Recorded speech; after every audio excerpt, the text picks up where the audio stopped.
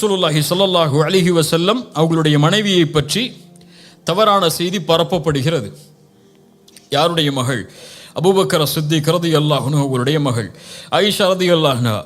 இவ்வளவு பெரிய தூய்மையான ஒரு பெண்ணை பற்றிய செய்தி, அதுவும் இழிவான விபச்சார குற்றச்சாட்டோடு பரப்பப்படுகிறது. ஒரு உணர்வில் பார்ப்போம். என் சகோதரியை பற்றி ஒருவர் தவறான செய்தியை மக்களிடத்திலே பரப்புகிறார். இந்த நிலையில் அல்லது உங்களுடைய வீட்டில் இருக்கக்கூடிய ஒரு பெண்ணை பற்றிய தவறான செய்தியை ஊர் முழுக்க பரப்புகிறார். நீங்கள் யாரை விரும்பினீர்களோ அவர்களே பரப்புகிறார்கள் என்றால் நம்முடைய மனநிலை எப்படி இருக்கும்? அவன் உயிரோடையே இந்த பூமியில இருக்கக்கூடாதுங்கிற அளவுக்கு நம்ம கோவம் வந்துடும். அப்படியா இல்லையா?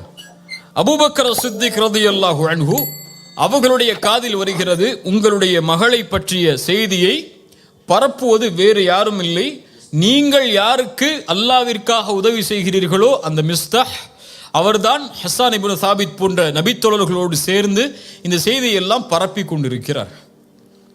மிஸ்தாஹ் நான் உண்டு இல்லைன்னு பண்ணிட போறேன்னு அபூபக்கர் ரலியல்லாஹு சொல்லலை. ஒரே வார்த்தை சொன்னாங்க, நான் மிஸ்தாஹுக்கு செஞ்சு வந்த உதவியை நிறுத்த போறேன். நான் அல்லாஹ் ரப்புல் ஆலமீன் வசனம் இறக்கிறான். சூரத்து நூருடைய 22வது வசனம், வலா யஅ்தலி உதுல் ஃபத்லி மின்கும் வஸ்ஸஅதி.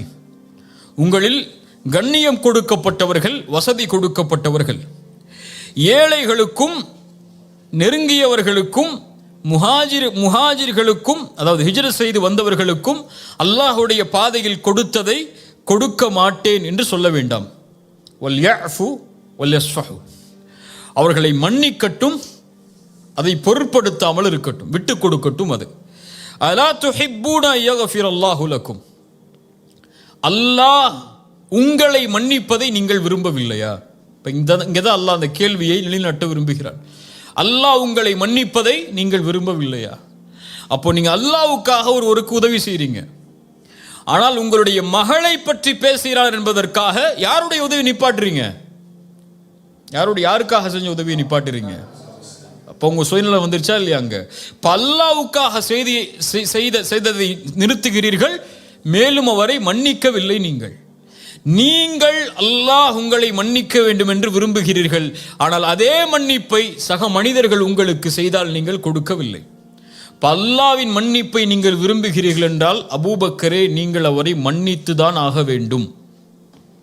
இதைத்தான் அல்லாஹ் சொல்ல வர்றான். நீங்கள் இதை விட்டு கொடுத்துதான் ஆக வேண்டும். மன்னியுங்கள் அபூபக்கரே, விட்டு கொடுங்கள்.